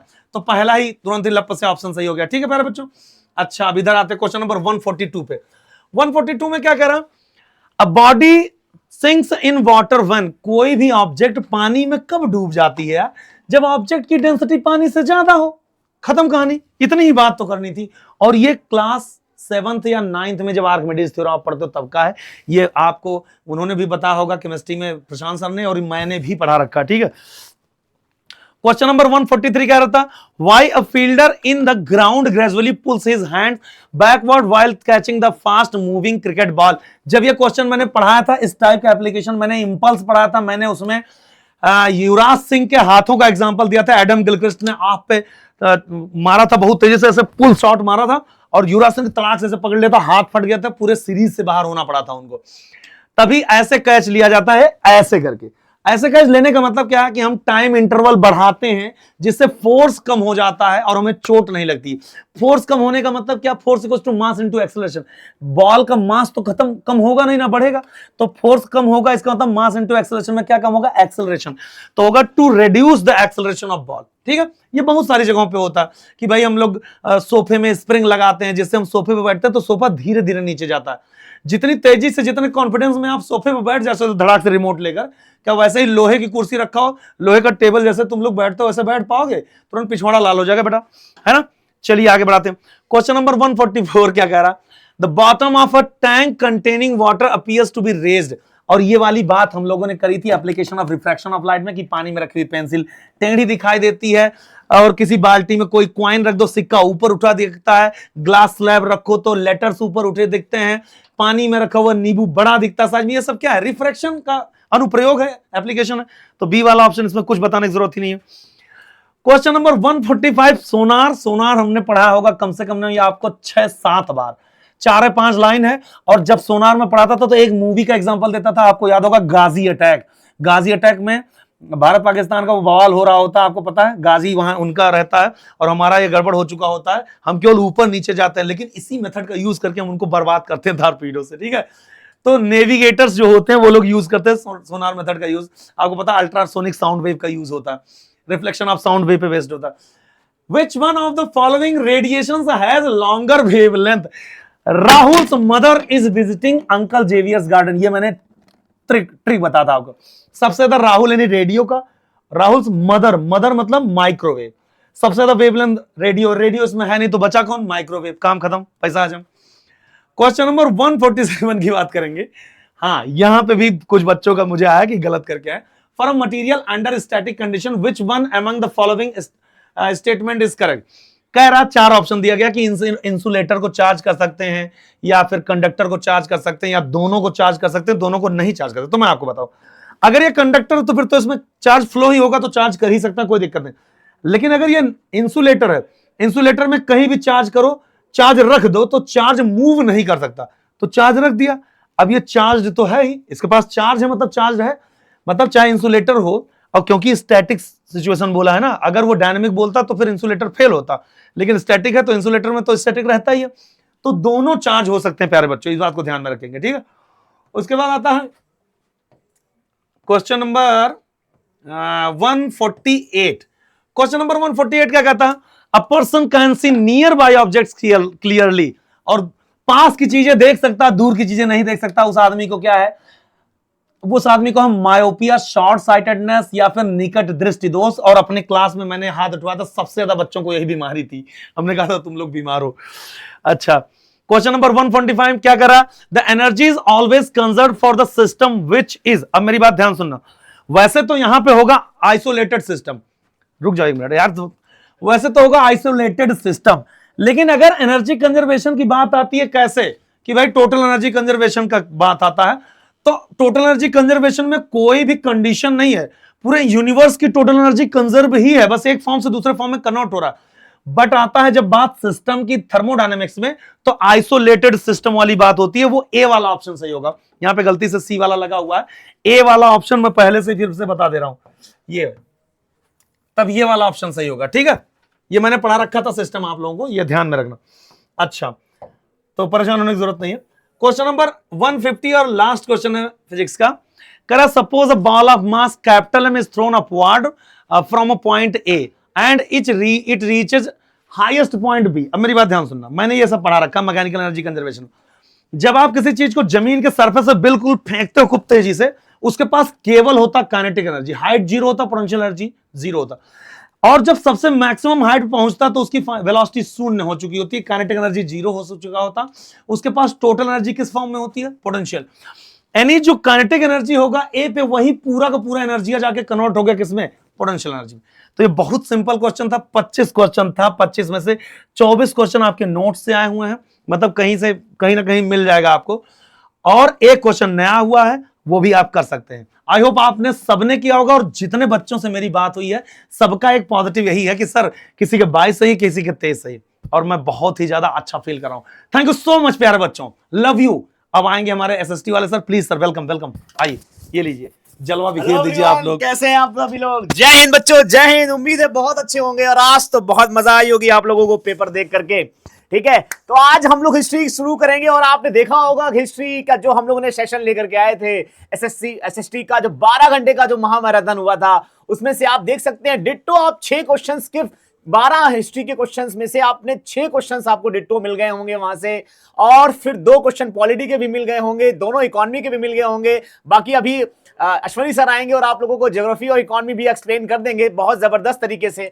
तो हम लोग देख सकते हैं सारे के सारे क्वेश्चंस यहाँ पे डिट्टो यहाँ पे मिल रहे हैं। आइए अब हम लोग एक्सप्लेन करते हैं क्वेश्चंस को। चलें, एक सेकेंड रुकिएगा और फिर देखिएगा हिस्ट्री के क्वेश्चन, और बहुत मजेदार भैया।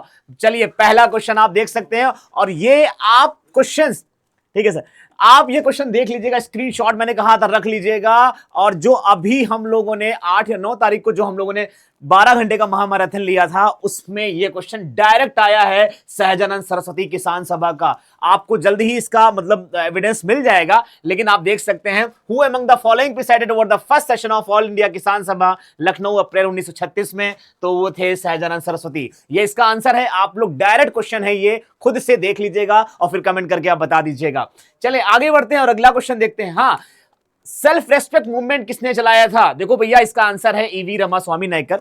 इनको पेरियार के नाम से भी जाना जाता है, और ये साउथ इंडिया में इन्होंने ये आंदोलन चलाया था, खासकर ब्राह्मण विरोधी आंदोलन भी इन्होंने चलाया था, और ये ईवी, इनको नायकर के नाम से भी जाना जाता है, ठीक है। चले अगला देखते हैं। हाँ भाई, चोर चेल पांडे, वाकई बहुत इंपॉर्टेंट टॉपिक है। मैं बार बार कह रहा था कि यहां से क्वेश्चन तो आना ही आना है। और देख लीजिएगा, यहां पे पूछा गया है कि जो चोलों का इंस्क्रिप्शन था, उसमें लैंड से रिलेटेड बहुत सारे इंस्क्रिप्शन थे, लेकिन जो मेंटेनेंस ऑफ स्कूल, स्कूल के रख रखाव के लिए जो इंस्क्रिप्शन था उसमें भैया देखो शाला भोग। तो ठीक है, शाला भोग इसका करेक्ट आंसर होगा, शाल भोग जिसे हम लोग बोलते हैं, तो शाला भोग इसका करेक्ट आंसर होगा। आगे बढ़ते हैं और अगला क्वेश्चन देखते हैं, होम रूल लीग मूवमेंट। क्या बात है, एनी बेसेंट और तिलक, भैया इतनी बार हम लोगों ने इसको पढ़ा है, मतलब मैं क्या बताऊं, क्लासरूम हो, ऑनलाइन ऑफलाइन हो या यूट्यूब हो, मतलब कई बार हम लोगों ने इनका तिलक और एनी बेसेंट, तिलक और एनी बेसेंट। चलिए देख लेते हैं फिलहाल तो क्या पूछा गया है। क्वेश्चंस यहाँ पे पूछा ये गया है कि इनमें देखिए थोड़ा सा क्वेश्चंस को बड़ा करने की कोशिश की गई है, मतलब कहीं ना कहीं आपको थोड़ा सा कॉन्सेप्ट ध्यान देना था इस पे। और देखिएगा, Tilak set up the home rule league at the Bombay provincial conference held in the Belgaum in April 1916। बिल्कुल सही जवाब है, मैंने बताया था अप्रैल 1916 में, ये बिल्कुल सही जवाब है। दूसरी चीज क्या, एनी बेसेंट ने अपना अलग सितंबर 1916 में किया था? जी हाँ, आप खुद से ओपन करिएगा और खुद देख लीजिएगा क्या सैफ सर ने आपको ये अप्रैल 1916 और सितंबर 1916 क्या आपको बताया है कि नहीं बताया था। और फिर देखिएगा इसमें है, फिर मैंने ये भी बताया था दोनों लोगों ने मतलब उनके क्षेत्र में उल्लंघन ना हो, कहने का मतलब इंटरफेयर ना हो, तो दोनों ने अपने अपने लीग अलग चलाए थे। और ये बिल्कुल सही जवाब है कि रेस्ट ऑफ में तिलक कहां पे, तिलक का कितना जो उनका एरिया था, खासकर एनी बेसन का, और एनी बेसन का एरिया मैंने बताया था काफी बड़ा था, उसमें बहुत बड़े बड़े फ्रीडम फाइटर्स भी बाद में उस आंदोलन में जुड़ गए थे। चलिए ठीक है, तो ये भी बिल्कुल सही, इसका आंसर होगा, तीनों हो जाएगा 1, 2 और 3। आगे बढ़ते हैं और अगला क्वेश्चन देखते हैं, ईश्वर चंद विद्यासागर। याद करिए मेरी वो टॉपिक जब मैं आपको सोशियो रिलीजियस रिफॉर्म मूवमेंट पढ़ा रहा था, मैंने वहां पे ब्रह्म समाज से लेकर के यहाँ पे ईश्वर चंद विद्यासागर से लेकर के सारी लगभग टॉपिक आपको वहां पे कवर कराया था। ठीक है, फिलहाल उसमें से देख लेते हैं, he was the principle of Sanskrit college Calcutta. तो इसमें पूछा गया नॉट करेक्ट, तो बिल्कुल ये थे वहां पे, ठीक है। और गवर्नमेंट इंस्पेक्टर ऑफ स्कूल ये भी करेक्ट है, और ये सेक्रेटरी थे भी बैथन स्कूल के, ये भी बिल्कुल सही है। तो तीनों सही है, नॉट करेक्ट पूछा गया है तो भैया यही इनकरेक्ट होगा, क्योंकि तीनों बिल्कुल सही है। He was the founder of the widow remarriage association. ये विडो रीमैरिज एसोसिएशन के फाउंडर नहीं थे, बल्कि विष्णु शास्त्री पंडित, आप यहां पे नोट कर सकते हैं, विष्णु शास्त्री पंडित थे। ठीक है, चले आगे बढ़ते हैं और अगला क्वेश्चन हम लोग यहां पे देखेंगे। हाँ देखिए, विष्णु शास्त्री पंडित, देखिए फिर से नाम आ गया। अब आप सोचिए, एक से रिलेटेड 2 क्वेश्चन हो जा रहे हैं आपके। देखिए अब अगर आपको मैच द फॉलोइंग करना था रिफॉर्मिस्ट में और उनके सोशल वर्क या उनके टेक्स्ट में, तो अभी मैंने बताया विष्णु शास्त्री पंडित वाला यहां आंसर विडो रीमैरिजेस एसोसिएशन है। राजा राम मोहन राय का वैदिक physics scientific origin of Hinduism, तो अब आप डी का पहला कर लेंगे, तो डी का पहला ये रहा, और उसके बाद यहां पे सी का तीसरा होगा। देखिए देवेंद्रनाथ टैगोर का सत्य प्रकाश है। तो इस हिसाब से जैसे आप ये करेंगे, एलिमिनेशन मेथड से सारी चीजें बाहर हो जाएंगी। जैसे अगर आप डी का पहला करेंगे तो पहला और दूसरा तो आपने बाहर कर दिया, ए और बी तो बाहर कर दिया, अब बच रहा है 2 बच रहा है। लेकिन जैसे ही आप यहां पे गए देवेंद्रनाथ टैगोर पे, और आपको पता है यहां पे सत्य प्रकाश होगा, तो आपने जैसे ही ये किया, बाकी आंसर अपने आप बाहर हो जाएंगे और इसका ये करेक्ट आंसर हो जाएगा। आइए भैया, हड़प्पा सभ्यता, सिविलाइजेशन, क्या बात है, हम लोगों ने इसके एक्सकवेशन से लेकर कहां खुदाइयों में क्या क्या चीजें मिली है, मैंने पूरी लिस्ट क्लास में बताया था आप लोगों को। और आप देख सकते हैं हड़प्पा सिविलाइजेशन में भाई जो नहरें हैं उनका सबूत कहां से मिला हुआ है, तो सुरतोघई ये अफगानिस्तान में पड़ता है, जिसको हम लोग शर्ताघई के नाम से भी जानते हैं, अफगानिस्तान में पड़ता है। ये इसका करेक्ट आंसर है। आइए अगला देखते हैं, एक और इंपॉर्टेंट, जितने भी टॉपिक देखिए हम लोगों ने किए थे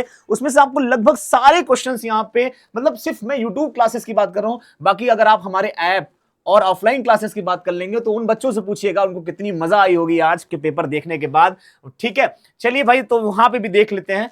और ये क्वेश्चन थोड़ा सा करंट का है, तो करंट को भी देखते चलें। ब्रेटन वुड्स सिस्टम इसमें से एसोसिएट नहीं करता है, तो इंटरनेशनल मॉनेटरी फंड बिल्कुल आता है उसमें। Economic recovery after the second world war, ये भी बिल्कुल है। सिर्फ यही नहीं आता कि उसमें monetary system based on floating exchange rate, यही नहीं होता, बाकी सारी चीजें उससे एसोसिएट हैं। ठीक है, आगे बढ़ते हैं। और यहां पे Senguttuvan is the name of, देखो भाई सीधी सी बात है, ना तो ये पांड्य रूलर थे, ना तो ये चोला किंग थे, ना ही सातवाहन के कोर्ट में ये थे, मिनिस्टर थे। ठीक है, तो ये चेर से रिलेटेड है भाई, सीधी सी बात है, ये चेरा डायनेस्टी से रिलेटेड है। तो इसका अपने आप जब तीनों को आप बाहर कर देंगे तो यहां पे आपको चेर मिल जाएगा, तो the capital city of the Cheras. ठीक है, बहुत इजी क्वेश्चन था, अच्छा क्वेश्चन था। ठीक है, इस बार आप हिस्ट्री बहुत इजी पेपर में कर सकता हूं। हाँ, कुछ क्वेश्चन जरूर थे जो घुमाने वाले थे, ये मैं एक्सेप्ट करता हूं, लेकिन एज इट इज सारे मैक्सिमम क्वेश्चन आपको बहुत इजी यहां पे मिल गए थे।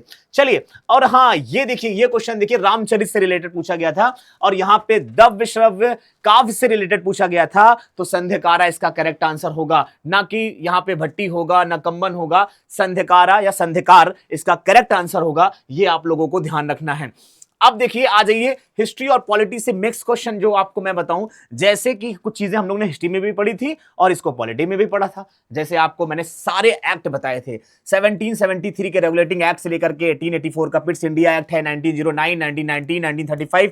मैंने कहा था स्क्रीनशॉट रख लो, एक क्वेश्चन फिक्स है। बोला था कि नहीं बोला था? आप जो बच्चे मेरी बात इस बात से मतलब इत्तेफाक रखते हैं, जिन्होंने सुना था ये बात, वो जरूर कमेंट करके बता देंगे। तो भैया इसका करेक्ट आंसर है, which board of the control to guide the control the work of the court to directors and the government of India. तो पिट्स इंडिया एक्ट 1784 है, ठीक है, ये इसका करेक्ट आंसर होगा। और आगे बढ़ते हैं, अगला क्वेश्चन यहां पे, चलिए एक और यहां पे देखिए, सिखों के गुरु से, जो 10 गुरु होते हैं सिखों में, उनसे रिलेटेड पूछा गया है, खालसा पंथ की स्थापना किसने किया था? तो भैया गुरु गोविंद सिंह जी जो 10वें गुरु थे, इन्होंने बैसाखी के दिन यहां से इसकी स्थापना किया था, खालसा पंथ की। बहुत इजी क्वेश्चन है। अब हम लोग क्या करते हैं, यहां पे कुछ करंट के भी क्वेश्चंस हैं, उसको भी ब्रिक्स समिट, क्या ब्रिक्स समिट से देखिएगा। करंट की क्लास में जो मैंने 4-4 घंटे की पार्ट 1 पार्ट 2 लिया था, ब्रिक्स समिट वहां पे पढ़ाया था, देख लेना खुद से ओपन करके, और आपको अभी एविडेंस भी मिल जाएगा कि क्या ब्रिक्स समिट से मैंने आपको पढ़ाया था कि नहीं पढ़ाया था। तो ब्रिक्स समिट फर्स्ट कहां हुआ था? ब्राजील में, ये गलत है, रशिया में मैंने बताया था, ब्राजील में नहीं हुआ था। अच्छा, एक चीज और है कि क्या BRICS summit were held in the New Delhi on the 3 occasion, 3 बार हुआ है। वैसे तो इंडिया में 4 बार, 4 से 5 हुआ है, लेकिन 3 बार बिल्कुल सही जवाब है। तो इसका करेक्ट आंसर आप यहां पे देख सकते हैं, ठीक है, तो ओनली 2 हो जाएगा, ये ध्यान रखिएगा। अब आगे बढ़ते हैं और अगला क्वेश्चन देखते हैं भैया। ये देखिए, एक और अच्छा क्वेश्चन जो हम लोग करंट अफेयर्स के पॉइंट ऑफ व्यू से कर सकते हैं। इसको आपको क्रोनोलॉजिकल ऑर्डर में लगाना था कि कौन कब बन रहा है, कैसे बन रहा है, ये चीजें आप लोगों को याद रखना था, ठीक है। तो सबसे पहले हम लोग यहां पे कह सकते हैं कि इसका देखिएगा, दो advent of intercontinental ballistic missiles होगा, उसके बाद launch of the first communication satellite है, और लास्ट में आपका वर्ल्ड वाइड वेब होगा, ठीक है। ये इसका करेक्ट आंसर सीरीज हो जाएगी। अब इसमें से भी हम लोग करंट अफेयर्स के एक और क्वेश्चन यहां पे देख लेंगे, हालांकि ये मिसलिनियस पार्ट में आता है, लेकिन फिर भी हम लोग उसको देखेंगे, क्योंकि देखिए इसमें जो होगा, इसमें से 3 ऑप्शन जो आपको दिख रहे हैं कि flag of UN carries 2 pairs of the olive tree branches है, the ASEAN flag carries blue, red, white and yellow. ये दोनों सही है बच्चों, ये दोनों सही है, सिर्फ पहला वाला गलत है कि उसमें सर्किल ऑफ गोल्ड स्टार नहीं होता उसके बैकग्राउंड में, तो इसको आप कट कर दीजिएगा। दूसरा और तीसरा सही है। आइए ऑप्शन देख लेते हैं आंसर में, और ऑप्शन में देखिए सी में 2 दिया गया है। 2 का मतलब है कि 1 और 2, यानी कि दूसरा और तीसरा, ठीक है। पहला हम बाहर कर देंगे, दूसरा और तीसरा हो जाएगा। इस वजह से इसमें पूछा गया है, how many of the above statement are correct, कितने इसमें आंसर सही हैं? 2 हैं, 1 सही है, 3 सही है, 4 सही है, तो 2 सही है, ठीक है। 2 का मतलब ये नहीं सोचिएगा कि सिर्फ सेकंड की बात कर रहा हूं मैं, सेकंड और थर्ड की मिला की बात कर रहा हूं। आगे बच्चों अगला देखते हैं, अगला क्वेश्चन हम लोग यहाँ पे हाँ देखिए, पॉलिटी से क्वेश्चन आप देख लीजिए, क्या बलवंत राय मेहता समिति, अशोक मेहता समिति, पंचायती राज इंस्टीट्यूशन, लास्ट मूवमेंट में एकदम जाते जाते मैंने ये टॉपिक पढ़ाया था, पंचायती राज से और फंडामेंटल राइट से, डीपीएसपी से। देखिएगा सबसे क्वेश्चन आया है, 2 क्वेश्चन आया, दोनों फंस गया है। आराम से आप ऊपर उठा के देख लीजिएगा। और which one of the following is not associated with the decentralisation of the Panchayati Raj institution. भैया देखो, बलवंत राय मेहता जी हूं या अशोक मेहता जी हूं, लक्ष्मीमल सिंघी जी हूं, ये सब के सब विकेंद्रीकरण से संबंधित थे, पंचायती राज सिस्टम से। सिर्फ अभिजीत सेन कमेटी क्या थी? ये एग्रीकल्चर से थी, कृषि से थी, तो अभिजीत सेन कमेटी नहीं होगा इसका आंसर। चलें आगे बढ़ते हैं, आगे बढ़ते हैं, और इसका कौन सा क्वेश्चन हो जाएगा भाई? आगे कौन कौन से क्वेश्चंस बचे हैं उसको भी हम लोग यहां पे कर लेंगे, और फिर लास्ट में यहां पे एक क्वेश्चंस है सीरीज, उसमें 1 मिनट, सारी चीजें हो गई हैं इसमें से, बस मैं कुछ और चीजें देख लूं और उसके बाद फिर आप लोगों को फिर सर आ जाएंगे, अश्वनी सर, और फिर वो अपना यहाँ पे कवर करा देंगे, क्योंकि यहां तक मुझे लग रहा है साइंस है, उसमें ऊपर से एक क्वेश्चन बच रहा है जो पॉलिटी का था, एक क्वेश्चन बच छूट रहा है, अभी वो उसको मैं देख करके करवा दे रहा हूं। यहां पे पॉलिटी का था, जिसमें आपको मैं याद है मुझे, मैं कहिए तो क्वेश्चन बिना देखे बता दूं, जहां पे आपको पूछा गया था कौन सा पार्ट यहां पे फंडामेंटल राइट था, उसमें राइट टू इक्वलिटी था यहां पे, मतलब कि उसमें से फंडामेंटल राइट में, और 6 से 18 साल वहां लिखा है। तो मेरी एक बात याद रखना बच्चों, एक्चुअल में जो आर्टिकल 21A है और आर्टिकल 21 राइट टू प्राइवेसी, ये आपका फंडामेंटल राइट होगा, इसमें ये सही कर लीजिएगा। दूसरी चीज जो राइट टू वर्क है वो आर्टिकल 41 है, वो आपका डीपीएसपी होगा। देखो क्वेश्चन मिल नहीं रहा, लेकिन मुझे क्वेश्चन याद है, तो आप देख सकते हैं स्क्रीन पर भी, मुझे मिला नहीं लेकिन मैं आपको बता सकता हूं। तो वो 41 है, उसको बाहर कर दीजिएगा। और जो आर्टिकल 21 है राइट टू प्राइवेसी में, पुट्टू स्वामी केस में सुप्रीम कोर्ट ने उसको जजमेंट दिया था कि वो फंडामेंटल राइट है, उसको आपका सही कर लीजिएगा। एक चीज और है, इसके नीचे भी सही है कि फ्री एंड कंपलसरी एजुकेशन, लेकिन कॉन्स्टिट्यूशन में 6 से 14 है, लेकिन पेपर में दिखा है 6 से 18। तो अगर 6 से 18 तो नहीं है भाई, सीधी सी बात है, 6 से 14 है। तो आप समझ गए ना। तो वही आंसर मुझे यहां पे नहीं दिख रहा था, लेकिन मैंने आपको बता दिया कि क्वेश्चन क्या था, पूछा यही गया था कि फंडामेंटल राइट क्या होगा। तो right to privacy Puttaswamy case article 21 में आ जाएगा, और 21A में 6 से 14 वर्ष तक के फ्री एंड कंपलसरी एजुकेशन, और राइट टू वर्क आर्टिकल 41 होगा जो डीपीएसपी में जाएगा। बात खत्म। अब आप देख लीजिए, अब आ रहे हैं आपके सामने अश्वनी सर। आइए सर, वेलकम सर, वेलकम। बताइए सर कैसा रहा? Sorry sir, sorry. चले तो नमस्कार साथियों, क्या हाल चाल, कैसा गया आप सभी का एनडीए का एग्जाम। तो आप सभी को बताना चाहूंगा साथियों, जो हम लोग ने पढ़ाई की थी पेपर लीक सीरीज, मात्र एक क्लास लगभग हमारी एक जो है 4 महापाठशाला थी, लगभग 4-4 घंटे की, और उसको देख करके और एक वन शॉट क्वेश्चन की जो है क्लास देख करके आपके एग्जाम में ज्योग्राफी के 19 क्वेश्चन है, 19 में से जो है डिट्टो क्वेश्चन जो है वो 16 क्वेश्चन आपको डिट्टो देखने को मिले हैं। बाकी जो बच्चे 3 क्वेश्चन है वो भी आपको देखने को मिलेंगे। कहां से? हमारे नोट्स के अंदर से, जो मैंने नोट्स आपको प्रोवाइड किए थे वन शॉट वाली क्लासेस के अंदर, उसी से सारा का सारा पेपर आपको यहां पे देखने को मिला है। इसका प्रूफ के साथ मैं जल्द ही आप सभी को यहां पे मैं दिखाने वाला हूं, ठीक है। तो चलिए आइए सबसे पहले हम लोग शुरुआत करते हैं, कौन कौन से क्वेश्चन है उसके आंसर क्या है, यहां पे इसको हम लोग यहां पे डिस्कस करने वाले हैं। तो सबसे पहला पॉइंट साथियों, यहां पे अगर आप यहां पे देखेंगे, पहला क्वेश्चन अगर आप यहां पे देखें, क्वेश्चन नंबर 51, क्वेश्चन नंबर 51 पे आते हैं। सबसे पहले यहां पे 35, 42। देखिए साथियों, अगर हम यहां पे आए, सबसे पहला क्वेश्चन जो आप सभी के सामने, ज्योग्राफी का जो पेपर था बहुत आसान था, जो मैंने क्लासेस आप सभी को पढ़ाई उसी से आपको यहां पे देखने को मिल रहा था, उससे बाहर सवाल बिल्कुल भी नहीं था। ये साथियों हमने जो मेहनत की है, बाबा महाकाल की कृपा से वो मेहनत हमारी सफल हुई है। जो हमने पढ़ा है वही सवाल आपको यहां पे देखने को मिला है, ठीक है। तो आइए सबसे पहले चलते हैं यहां पे क्वेश्चन पे। सबसे पहला क्वेश्चन जो साथियों वो है हमारा क्वेश्चन नंबर 62, क्वेश्चन नंबर 62।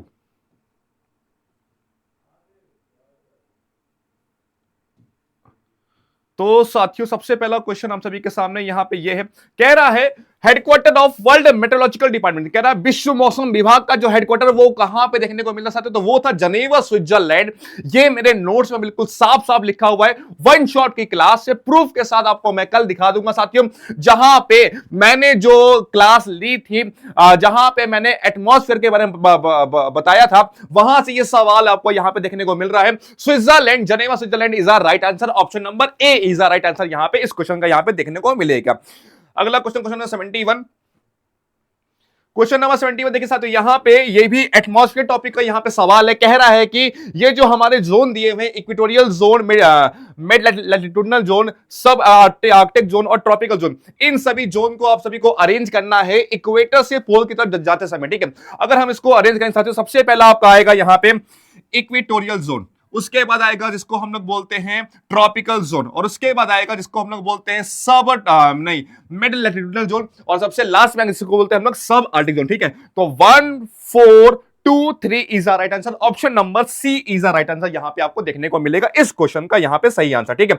आइए देखिए साथियों, जितना हमने मेहनत की है सिर्फ उतना ही आपको यहां पे देखने को मिला है, चाहे वो मैथ हो, चाहे वो इंग्लिश हो, चाहे वो आपका साइंस हो, चाहे वो आपका स्टैटिक साइंस हो, करंट अफेयर हो, इकोनॉमिक्स हो, पॉलिटी हो, साइंस हो, सब कुछ यहां से एमजीएस के नोट्स है यहां पे देखने को मिला साथियों। पहली बार मतलब जो है हर बार ऐसा होता है, लेकिन पहली बार ऐसा हुआ है साथियों कि एमजीएस ने जो पढ़ाया है, चाहे वो मैथ हो, चाहे वो साइंस हो, पूरे के पूरे 150 के 150 क्वेश्चन, इतना जो है वो एमजीएस के नोट से आपको यहां पे देखने को मिले हैं। चाहे वो मैथ तो हर साल फंसती है, जीएटी भी हर साल फंसती है, लेकिन हर बार कभी कुछ सवाल कम कुछ सवाल ज्यादा, लेकिन इस बार ऐसा हुआ कि सारा का सारा जो है मैथ्स और जीएटी आपको हमारे नोट से यहां पे देखने को मिला है साथियों। ठीक है, आइए अगर हम यहां पे देखें साथियों, अगला क्वेश्चन जिसको हम लोग यहां पे देखने वाले इसको बोलते हैं, यहां पे ये क्वेश्चन है फेडरल मिनरल्स जो है यहां पे इसका सही आंसर यहां पे देखिए, अगर हम बात करें जो फेल्ड्सपर जो ये मिनरल है ये आपको अर्थ क्रस्ट में यहां पे देखने को मिलता है, सबसे पहला पॉइंट। ठीक है, इसी के साथ साथ जो ये लाइट और क्रीम कलर का यहां पे देखने को मिलता है, लेकिन यहां पे चौथा ऑप्शन कह रहा है कि ये जो है magnesium is a common element in the type of feldspar, magnesium इसका कॉमन एलिमेंट नहीं है, तो यहां पे तीसरा यहां पे गलत है, पहला दूसरा यहां पे सही है, आंसर नंबर ए जो है B is the right answer आपको यहां पे देखने को मिलेगा इस क्वेश्चन का यहां पे सही आंसर। ठीक है, आइए अगर हम यहां पे अगला क्वेश्चन देखें साथियों, तो यहां पे आप सभी को सेडिमेंट्री रॉक, देखो मैंने बताया था साथियों रॉक टॉपिक आपके एग्जाम के लिए one of the most important topic, उसमें सबसे इंपोर्टेंट क्या उसके एग्जांपल्स, तो उसके एग्जांपल ऊपर अब यहां पे आपको सवाल देखने को मिल रहा है। सवाल कह रहा है चल्ट एक केमिकली फाउंड रॉक है, ठीक है, वहीं पे ग्रेसाइट जो है वो ऑर्गेनिकली फाउंड है, और वहीं पे सेल कह रहा है ये मैग्नेटिकल फाउंड, इसमें से कौन सा सही से मैच कर रहा है ये आप सभी को यहां पे बताना है। ठीक है, तो सवाल में ये कह रहा है इसमें से कौन सा सही से मैच कर, साथियों अगर हम यहां पे देखें तो यहां पे ये तीनों के तीनों बिल्कुल सही मैच कर रहे हैं। जो मैंने नोट्स आप सभी को पढ़ाए थे साथियों, जहां पे interior structure of the earth का मैंने लगभग 3 घंटे का लाइव लिया, उस 3 घंटे के लाइव में से यहां पे ये सवाल आपको देखने को मिल रहा है। ठीक है, आइए अगला सवाल जल्दी से हम देखते हैं साथियों, कह रहा है बहुत आसान सवाल, oceanic trenches are very significant for the study of plate movement. ठीक है, प्लेट मूवमेंट के सबसे इंपॉर्टेंट जो है वो ओशनिक ट्रेंचेस होता है,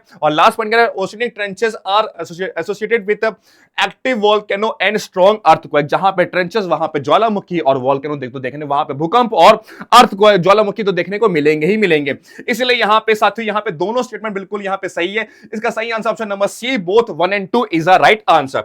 अगर यहां पे देखें साथियों ये सवाल interior structure of the earth का 3 घंटे का लाइव, दूसरा क्वेश्चन यहां से फंसा साथियों, मैंने बताया था कि शैडो जोन जो होता है वो 105 से 145 डिग्री के बीच में देखने को मिलता है, ये पॉइंट तो बिल्कुल सही है साथियों। अगर लेकिन यहां पे देखेंगे कह रहा है कि पी वेव जो है ये much larger than the S wave, तो यहां पे ये उल्टा यहां पे कह रहा है साथियों एस वेव का शैडो जोन बड़ा होता है पी वेव के मुकाबले, क्योंकि वो लिक्विड मीडियम में ट्रेवल नहीं कर पाती है, इसीलिए साथियों यहां पे पहला सही है, दूसरा यहां पे गलत है, option number 1 is the right answer आपको यहां पे देखने को मिलेगा। ठीक है, आइए अगला क्वेश्चन साथियों अगर हम यहां पे देखें, कह रहा है मिड ओशियनिक रीजन्स में कौन सा जो है समुद्र के बीच में आइलैंड नहीं पाया जा रहा साथियों, तो वो है आपका जिसको बोलते हैं हवाईयन आइलैंड साथियों। ये हवाईयन आइलैंड जो है ये आपका जो है एसोसिएटेड नहीं है मिड ओशियनिक रीजन्स की पार्ट के अंदर, तो option number C is the right answer यहां पे आपको देखने को मिलेगा। आइए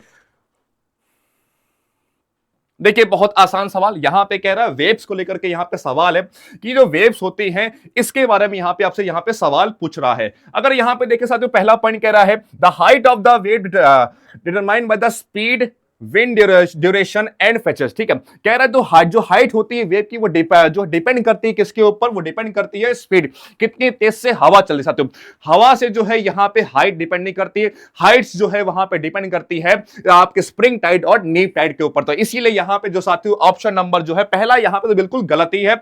दूसरा पॉइंट यहां पे कह रहा है the energy of the propagation of the square of its height. ठीक है, जो एनर्जी जो वेव से निकलती है वो जो है उसके हाइट के स्क्वायर, मतलब जितनी बड़ी वेव उसका स्क्वायर कर देंगे उतनी ज्यादा उसके अंदर एनर्जी यहां पे देखने को मिलती है। ठीक है, waves retain more energy travel across the deep, जहां पे समुद्र गहराई होता है वहां पे एनर्जी बहुत ज्यादा होती है, तो इसलिए यहां पे दोनों स्टेटमेंट यहां पे सही है, पहला यहां पे गलत है, ऑप्शन नंबर अगर आप देखेंगे 2 and 3 is the right answer. ठीक है, अगर यहां पे देखें साथ इस क्वेश्चन का आंसर यहां पे कह रहा है सॉइल फॉर्मिंग। देखिए मैंने बताया था इंडियन ज्योग्राफी में सबसे इंपॉर्टेंट टॉपिक जो है वो है आपके लिए सॉइल, और सॉइल में उसको सबसे ज्यादा जो पसंद आते हैं वो है आपकी ब्लैक सॉइल, एलुवियल सॉइल और लेटराइट सॉइल। तो यहां पे सवाल आपको देखने को मिलना साथियों, कह रहा है जो सॉइल है हमारा इसके ऊपर कौन सा स्टेटमेंट यहां पे सही है, इसको आप सभी को यहां पे जो है देखना चाहिए। देखिए साथियों ये जो आपने क्लास वहां पे पढ़ी थी जो है इंडियन ज्योग्राफी की वन शॉट, और उसी वन शॉट लगभग 6 घंटे क्लास थी, वहां पे मैंने आप सभी को सॉइल बताया था, उस सॉइल टॉपिक में से यहां पे आपको देखने को मिल रहा option number C is the right answer यहां पे आपका यहां पे होगा।